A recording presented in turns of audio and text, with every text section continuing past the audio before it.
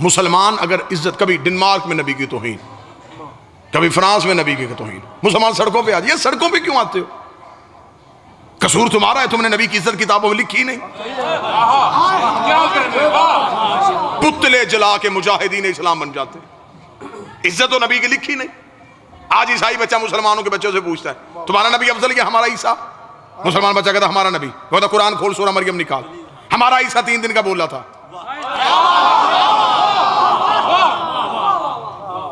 وہ بچہ تو تیاری کر کے بیٹھا ہے نا، وہ کہتا قرآن کھول سورہ مریم گواہ ہے ہمارا عیسیٰ 3 دن کا بولا تھا۔ انی عبداللہ آتانی الکتاب وجعلنی نبی، میں اللہ کا عبد ہوں، کتاب لے کے آؤں، نبی بن کے آئیں۔ وہ کہتا ہمارا 3 دن کا جانتا ہے وہ نبی ہے، تمہارے نبی کو 40 سال تک نہیں پتا تھا وہ نبی ہے۔ تو جو 3 دن کا نبی ہو وہ افضل ہوتا ہے، جو 40 سال کے بعد بنے وہ افضل۔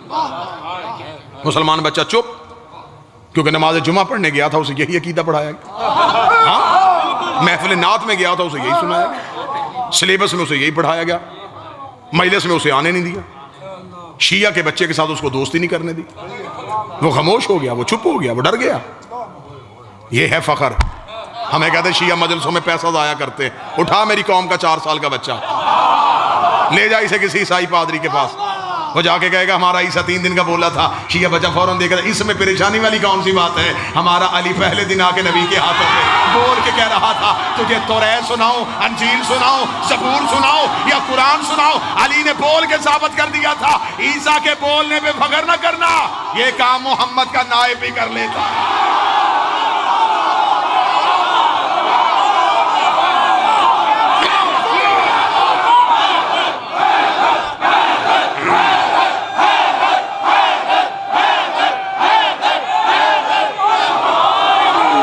حسین عزت ہے،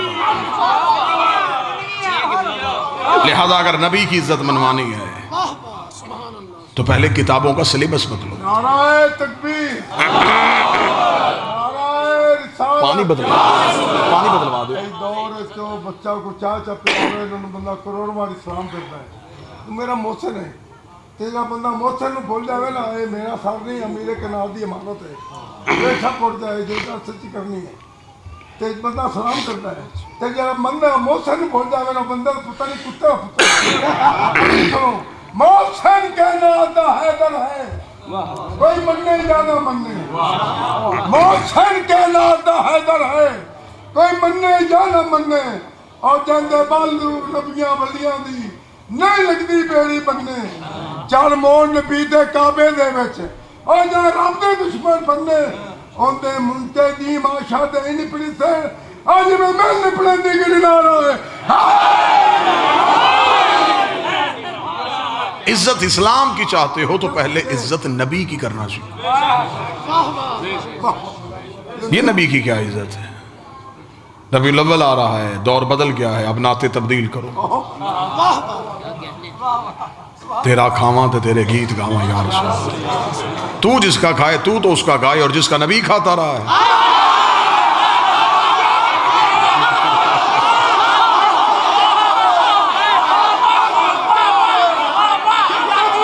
شاہ مدینہ یثرب کا والی، سارے نبی تیرے در کے سوالی، آگے بندے پیسے دیے جا رہے، یہ کوئی بھی نہیں پوچھ رہا یہ محمد کا در کون ہے، جس کے سارے نبی سوالی ہیں۔ یہی تو ہم کہہ رہے ہیں، انا مدینۃ العلم وعلی باب، علی وہ در ہے۔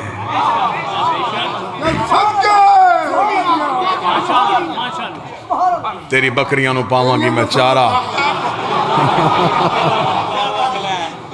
حلیمہ میں نو نام رکھ، حسرت دیکھ، خواہش دیکھ،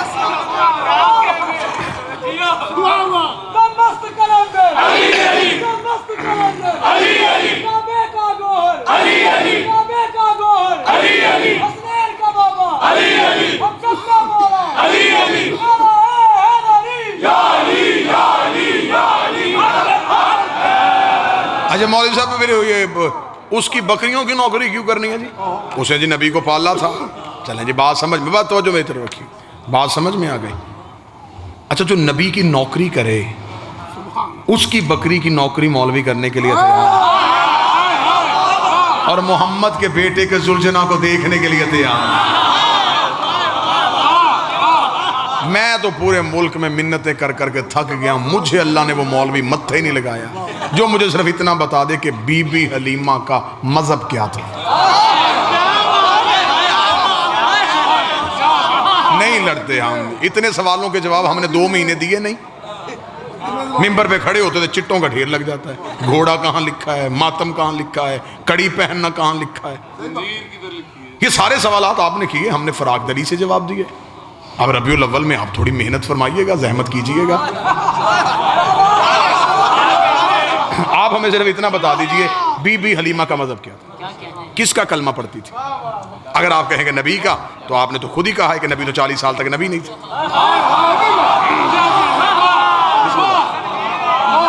اچھا 40 سال تک نبی نہیں تھے. جب نبی خود نبی نہیں تھے تو اس نے کس کا کلمہ پڑھا.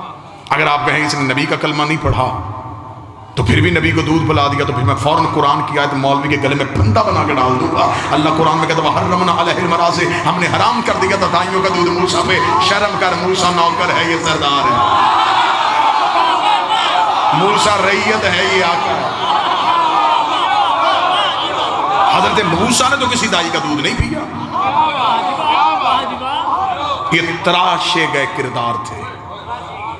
یہ آل محمد کے خلاف کردار بنائے گئے, کیونکہ اگر لکھ دیتے کہ حلیمہ نے نہیں پالا تو پھر بتانا پڑتا کس نے پالا.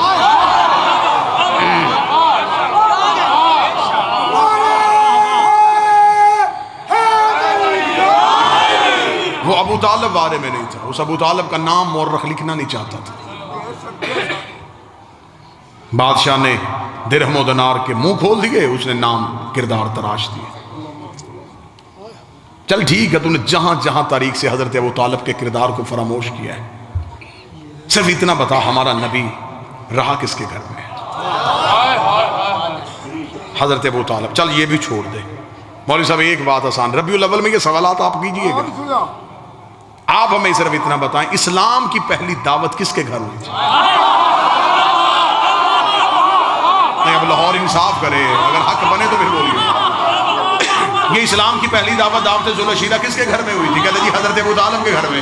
اچھا ابو طالب کا گھر کہاں تھا؟ مکہ میں. اللہ کا اپنا گھر کہاں تھا؟ مکہ میں. تو جب اللہ کا اپنا گھر تھا تو بات ابو طالب کے گھر میں کیوں ہوئی ہے؟ جب اللہ کی اپنی حویلی تھی تو بات ابو طالب کے گھر میں کیوں ہوئی؟ اللہ کو نہیں چاہیے تھا اللہ کہہ دیتا میرا محمد اس نے میرا کلمہ ہی نہیں پڑھنا, اس کا احسان لینے کی ضرورت کیا ہے؟ اسلام کی دعوت ہے, اللہ کے گھر میں ہونی چاہیے. لا الہ کی بات ہے, خدا کے گھر میں ہونی چاہیے. محمد رسول اللہ کی بات ہے, خدا کے گھر میں ہونی چاہیے. بات لا الہ کی تھی وہ ابو طالب کے گھر رہی ہے. بات محمد رسول اللہ کی تھی وہ ابو طالب کے گھر رہی ہے. جب ہم نے علماء سے پوچھا مجبوری کیا تھی, اس نے مجبوری یہ تھی تب کعبہ میں بت پڑے تھے, کعبہ میں بت پڑے تھے, کعبہ میں بت پڑے, ڈوب کے مر جا. رحمان کے گھر بت تھے, عمران کے گھر بت رہے.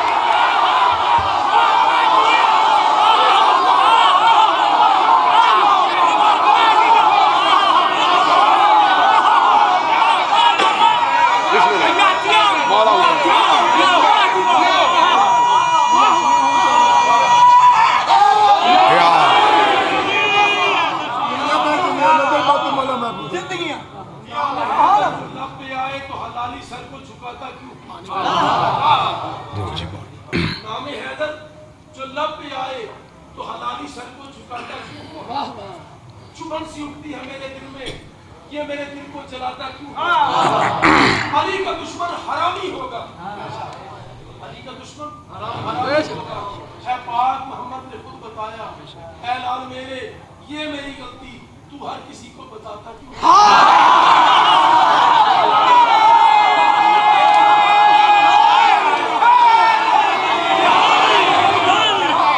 توجہ سا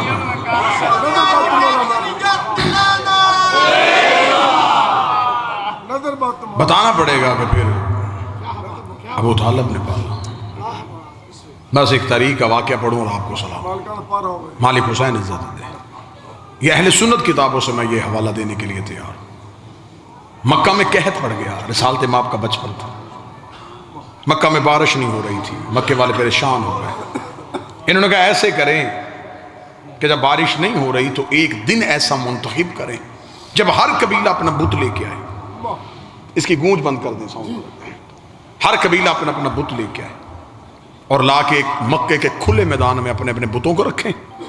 ان کے سامنے بیٹھ کے ان بتوں سے دعا کریں کہ بارش نازل کریں. اور جس قبیلے کے بت کے آگے گڑ گڑانے سے بارش ہو گئی، آج کے بعد پورا مکہ اجتماعی طور پہ اس بت کو سجدہ کرے. یہ اکیلا فیصلہ نہیں تھا، یہ مکہ فیصلہ تھا. مکہ برادریوں کا شہر نہیں تھا، قبیلوں کا شہر تھا. ہر ایک نے اپنے اپنے قبیلے کے بت اٹھائے. انہوں نے کہا کہ ہاشمیوں کو بھی جا کے اطلاع دو.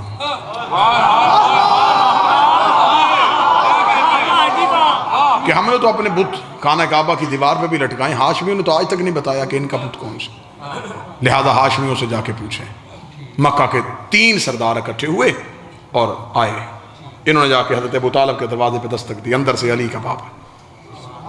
انہوں نے کہا ابو طالب، ساری زندگی نہ ہمیں ہاشم نے بتایا کہ ان کا خدا کون سا ہے، نہ عبد المطلب نے بتایا کہ وہ کس خدا کو سجدہ کرتا ہے، نہ ہی تو نے بتایا کہ تو کس خدا کو جھکتا ہے.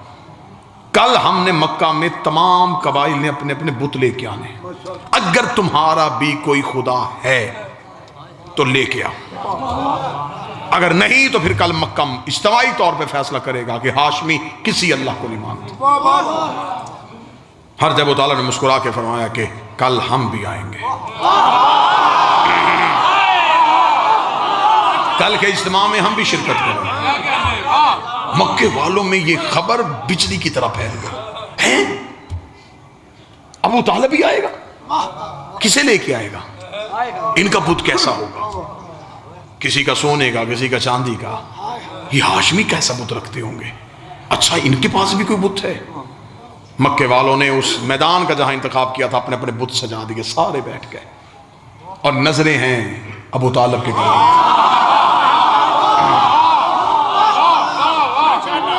انتظار ہو رہا تھا، مکہ انتظار میں تھا کہ اب دیکھیں ابو طالب کیا کرتے ہیں. تھوڑی دیر بعد ابو طالب کے گھر کا دروازہ کھلا. کل ایمان کے باپ کا پہلا قدم مکے کے بازار.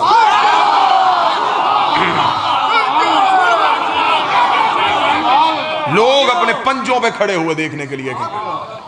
میں بالکل تاریخ پڑھ رہا ہوں، کتابیں کہتی ہیں کیا تھا. ابو طالب نے کاندھے میں 5 سال کے محمد کو بٹھایا.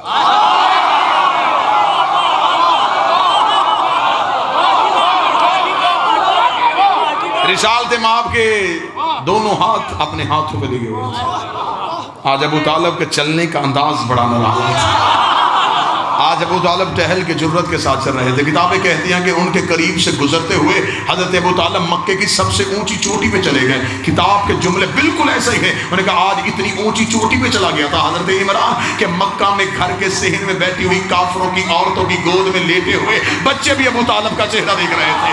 آج پورا مکہ ابو طالب کا چہرہ دیکھ رہا تھا. آج صرف میدان والے نہیں، گھروں میں بیٹھے ہوئے بھی حضرت ابو طالب کا چہرہ دیکھ رہے تھے. انہوں نے کہا ابو طالب، ہم نے کہا تو اپنے خدا کو لے کے آ، تو اپنے بھتیجے کو لے کے آ گیا ہے. کیا تو اپنے بھتیجے کی عبادت کرتا ہے؟ ابو طالب نے کہا خداؤں کو کیوں اکٹھا کیا ہے؟ بارش کے لیے. حضرت ابو طالب نے نبی کے دونوں ہاتھوں کو پکڑ کے آسمان کی طرف اٹھایا. میرے اللہ تجھے ان ہاتھوں کا واسطہ، آسمان سے بارش نازل کر.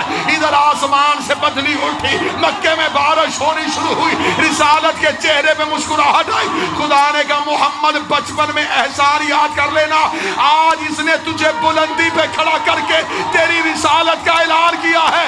کل پلانوں کا منبر بنا کے علی کی بلایا.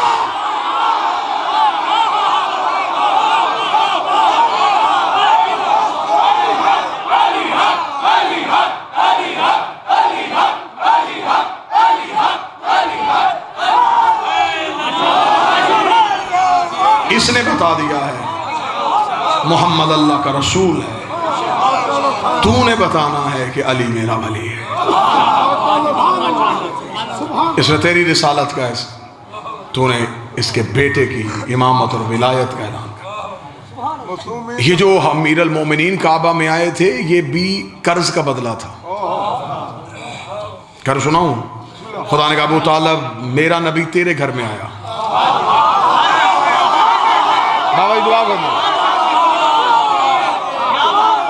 تیرا علی میرے گھر میں. ابو طالب تو میرے بیٹے کا نام محمد رکھا، میں تیرے بیٹے کا نام علی رکھوں. لیکن ابو طالب اگر احسان کا بدلہ احسان کی صورت میں دیتا رہا، کل کو دنیا کہے گی اللہ کے بندے سے مقابلہ کرتا رہا، ایک احسان میں بڑھانے لگا ہوں۔ ابو طالب نے کہا وہ کیسے بڑھائے گا؟ خدا نے کہا تو میرے محمد کا نکاح فرش پہ پڑھا، میں تیرے علی کا نکاح۔ بولو جو ہاتھ اٹھا سکتے ہو۔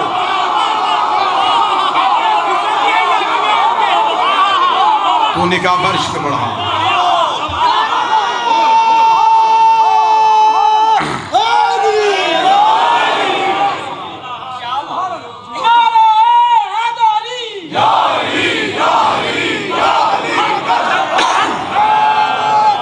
ہم احسان کا بدلہ دیں گے۔ دکھ یہی ہے کہ اس ابو طالب کی بیٹیاں بازار میں چلیں،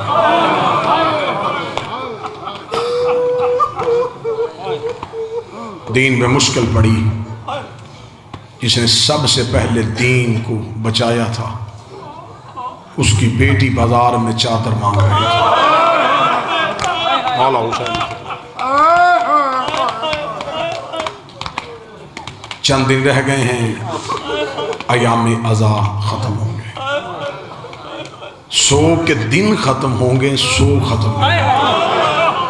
ہاں کوئی شیعہ نہ سمجھے کہ شاید اب ہم نے رونا نہیں، غم کے دن ختم ہوں گے، غم ختم نہیں۔ ہم نے تو پورا سال رونا ہے، ساری زندگی رونا ہے۔ یہ تو ان کا کرم ہے کہ انہوں نے ہمیں اجازت دے دی کہ بس اب بچوں کی شادیاں کر لو، اب گھروں کی خوشیاں منا لو۔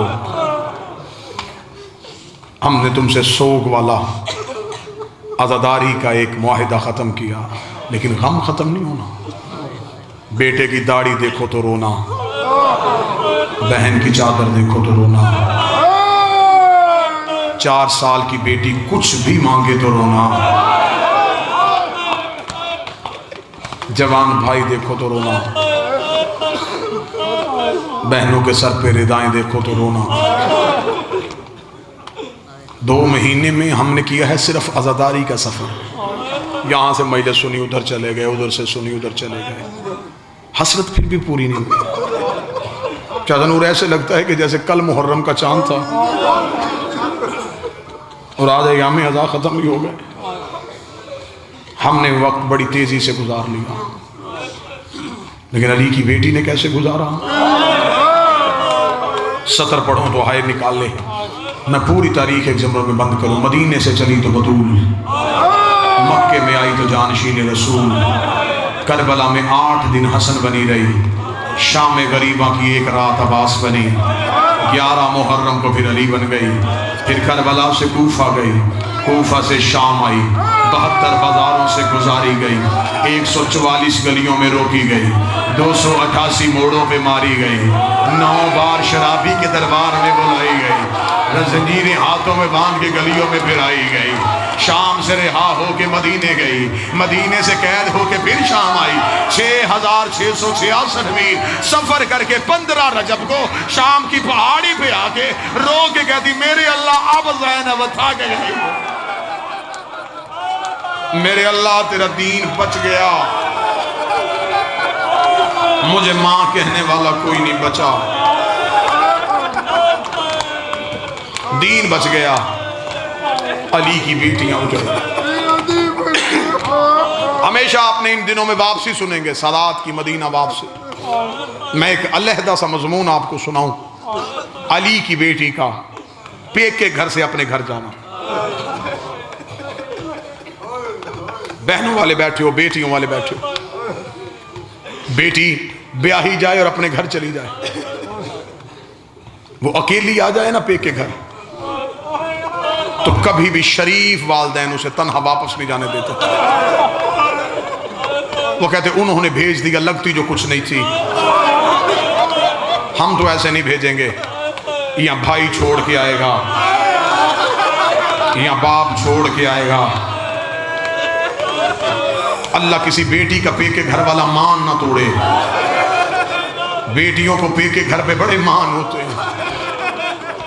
آگئے سید واپس مدینے، روز سادات کے گھر میں مجلس ہوتی، پڑھتے کون؟ خود سید الساجدین، سنتے کون؟ مدینے کے لوگ۔ روزانہ سجاد مدینے کے لوگوں کو کربلا کے درد سناتے.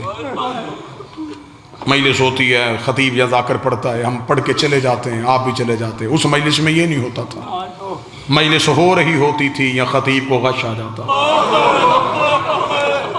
کافی دیر خطیب ریت پہ بے ہوش رہتا,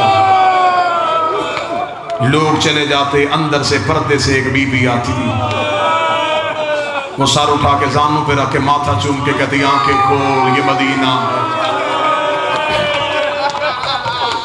حوصلے کے ساتھ, روایت بڑی سخت ہے, حوصلے کے ساتھ. ایک دن مجلس ہو رہی تھی, مجلس تمام ہوئی, لوگ اپنے اپنے گھروں کو چلے گئے. سید الساجدین نے سر اٹھایا تو ایک شخصیت مجلس میں موجود تھی جس کے سر پہ امامہ نہیں تھا اور آنکھوں پہ ہاتھ رکھ کے وہ رو رہے تھے. مولا سجاد نے آنکھوں کا لہو صاف کر کے پہچانا, پہچان کے مولا سجاد کی آواز آئی, چچا عبداللہ. جس نے ہائے کہا وہ سمجھ گیا, جو نہیں پہنچا میں سمجھاؤں, یہ جعفر طیار کے بیٹے بی بی عالیہ کے شوہر حضرت عبداللہ ابن جعفر طیار تھے. مولا سجاد نے دیکھا, چچا عبداللہ. جناب عبداللہ نے سر اٹھا کے کہا, جی مولا. یہ ہے اس گھر میں حجت کا احترام, رشتے میں بھتیجا ہے لیکن امام ہے, تو مولا کہہ کے سلام کیا. جی مولا. جناب سجاد نے سر اٹھا کے کہا, چچا عبداللہ آپ کے چہرے پہ کچھ سوال ہے. جناب عبداللہ رو کے کہتے, جو سوال پڑھ سکتا ہے وہ سوال جانتا بھی ہے.